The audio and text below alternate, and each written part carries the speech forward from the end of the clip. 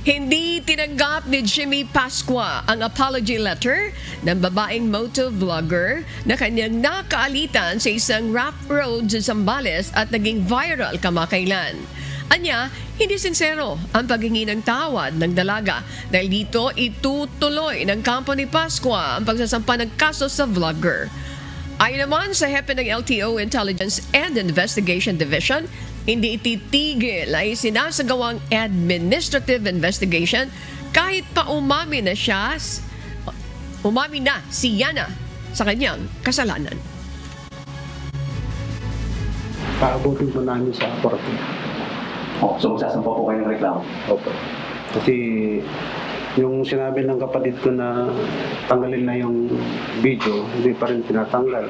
Kaya kakasama na lang po namin.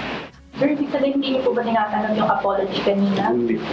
Kasi hindi naman siya nagsasalita eh. Paprok naman.